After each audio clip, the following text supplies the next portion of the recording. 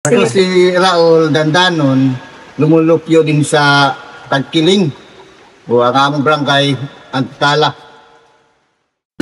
In the heart of the Philippines lies a hidden world where ancient traditions and pristine landscapes have endured the test of time. Welcome to the land of the Manobo tribe, nestled on the island of Mindanao. Mindanao, Mindanao, Mindanao, Mindanao, Mindanao, Mindanao, Mindanao.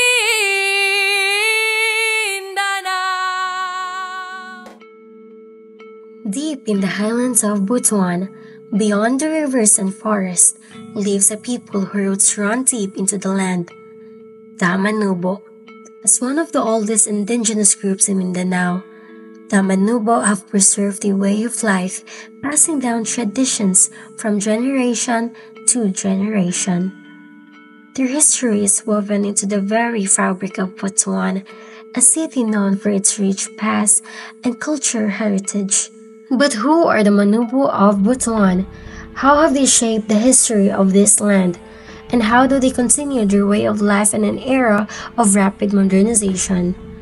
To answer these questions, we step inside the Butuan Museum, where the past and present come together to tell their story.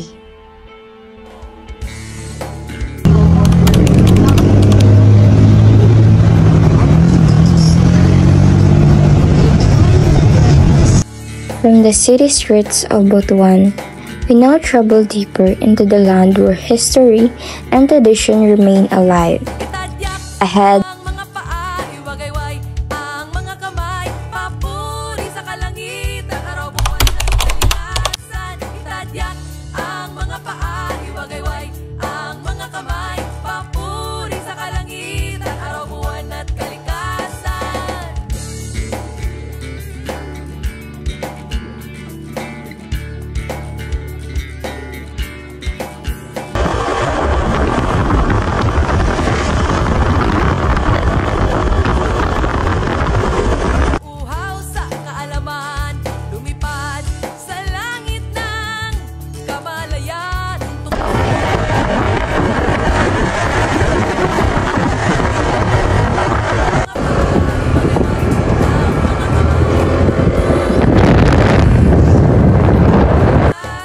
lies Barangay Antipolo, Tagkiling, a place where an indigenous group in the Philippines, known for their rich cultural traditions, the Manobo. They continue to live in harmony with nature, holding onto the customs of their ancestors.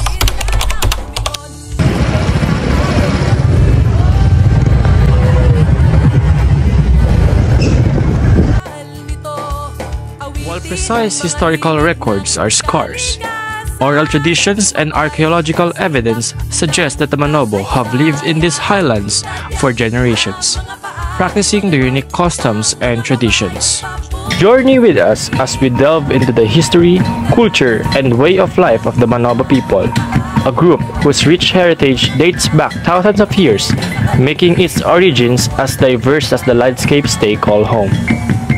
The term Manobo holds deep significance, signifying person or people, with diverse derivations linking it to their ancestral roots. They inhabit various terrains in regions like Agusan, Bukidnon, Cotabato, Davao, Misamis Oriental, and Surigao del Sur. Guhit sa mga ulap ng kaisipan, mga pahina't yugto ng nakaraan, damhin ang dugong dumadaloy sa kaugatan, tungo sa ilog ng lupang kinagisnan. As the road winds through forest and rivers, we move closer to their story, their way of life, and their enduring legacy.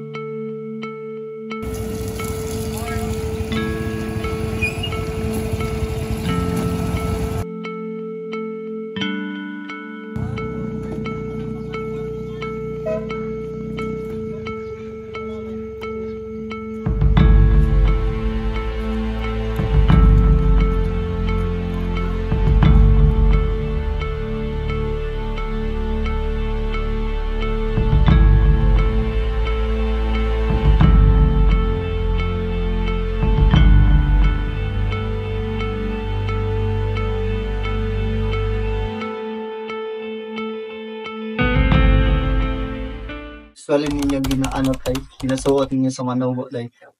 Kato mga leader, tribal leader. Ah, Naman. wala na tayo sa ginakuha na. Kung ni siya ang tinuod din siya ang tribo. Ah, Sila ang mga tribo ra. Kaya naman ito yung mga sayin-sayin ba. May lanin mo siya ng tribo. ginaunsa ninyo pag kuan tay, di ba? Manobo man mo ginaunsa ninyo pag kanang pag-maintain tay nga dili mawala bitaw yung mga gibuhat ninyo, mga belief ninyo. Tanaw, mintin yung tanaw nga nga aming pagkatribo ba nga magpabiling pag-apo ng aming mga kaliwa, mga bata sa pagtribo ba. Mga tribo, murag na halo naman yung mga bata na amo sa mga dagat ng lagi. Unang sila karon nagsulti Bisaya, murag pipila na lang eh. Yung mga ginabuhat tay sa katribo hibaw kanang sa traditional mga rituals sa man yung ginabuhat tay. So, itawagod kibali nga mga ang uban manggod ang tawag pa man lagi sa mga tawag kinibitang ikaduhang mga Diyos. Tradisyon na sundo na namo sa mga gitanan. Pero sa kami karon na namin sa Ginoo. Nangalagad na pero di gyapon na mo ko ang ginabansa man mi sa siya tingaligid makuha ng among mga tradisyon. Ay ginakuan mo tay nga Kanang mga sama yung mga salasang, pagmurag mga panudan.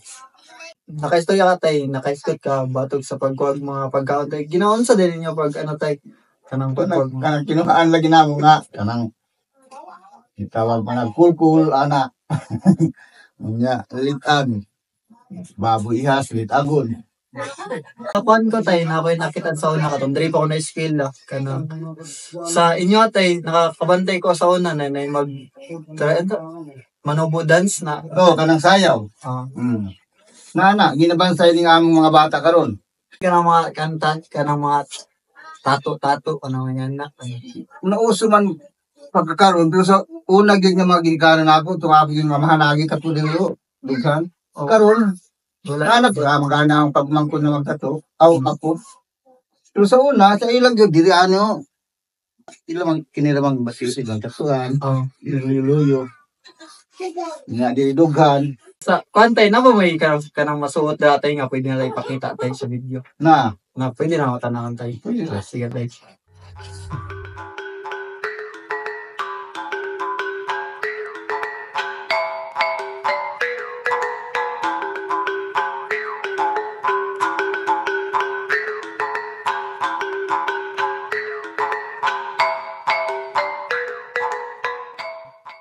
Muna sa lalaki tayo.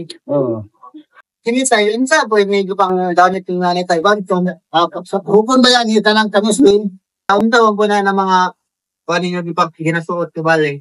Kadang nami, pagkali, indikasyon nga, nagsunig nami, ano, nagbusay, so, pitagpagusay na, Oh. na nami lataw nga magsunig. Meeting. Tayo kanay katansa. Karon po ako kita nito. Mura mapunig. Laban niya, laban ko niya ating wow.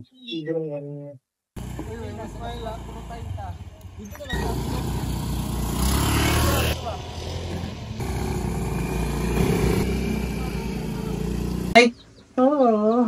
May magdaw na kahaponan ang mahapon ang haponan naman. Magdaw na kahaponan sa Minanobo na o Binisaya mayong hapon.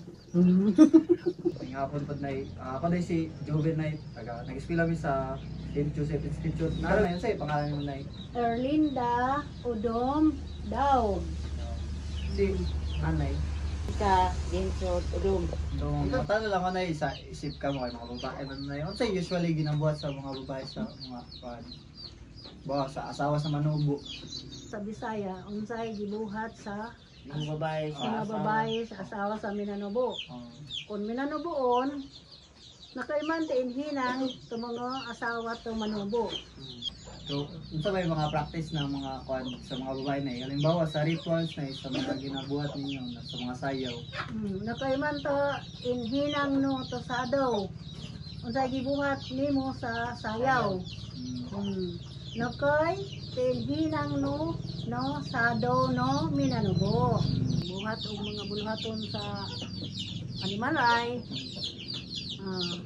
Kung sa buhat sa panimalay dire magdungag maghugas og plato. Muna anya og Minanobo. Ay mo na po niya. yan si kanto trabaho to, manubo no, o hugas to plato. Mauna ang gibuhat sa mga babae nga manubo. Nga manubo sa unang panahon, ang pagpangita og sudan dito sa lasang, pamatik o baboy. Daghan-daghan may panginabuhian sa una. Mga kuan langgam. Muna among kunya nakasabot na ang mga baki. Manulo. Oh, manolo. Unya kung minanubo sa panulo og panangaw. Pagpakabalo na ila sa minanubo, makabalo na po sila og saysay sa minanubo.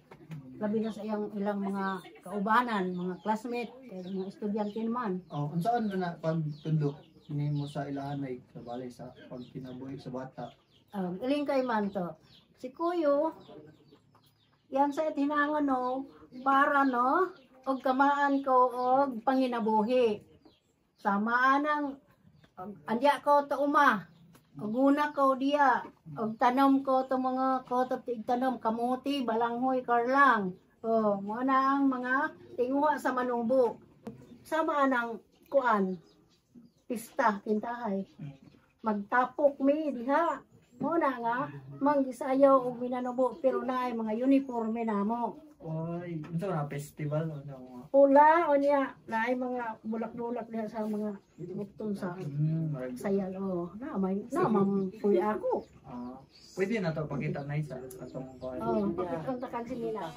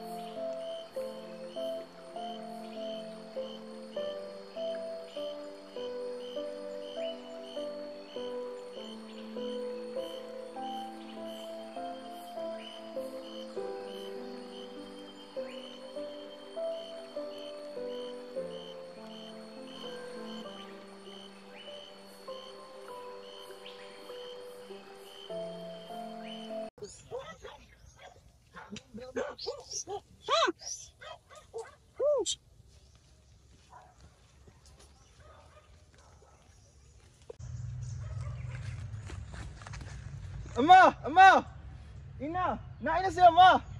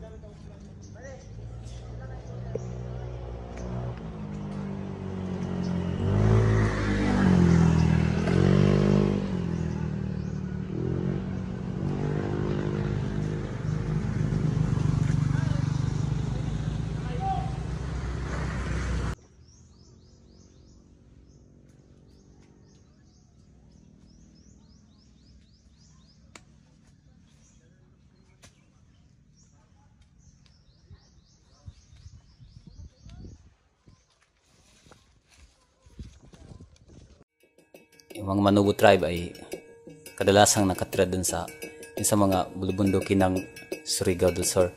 Buhay pa yung mga kultura tulad ng pananalita at saka pagsayaw. Sayaw namin na Manobo is sa isang sayaw, for example na lamang sa binaylan.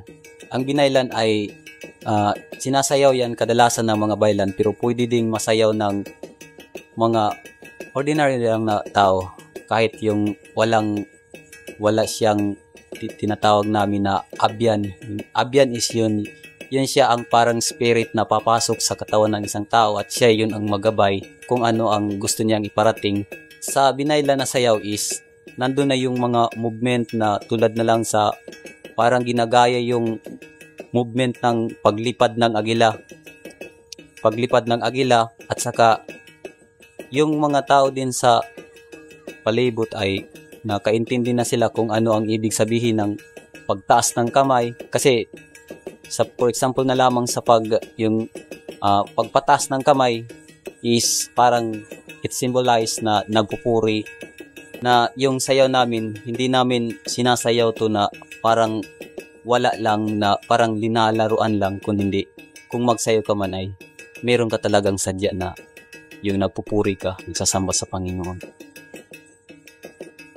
Mindanao, Mindanao, Mindanao, Mindanao, Mindanao, Mindanao.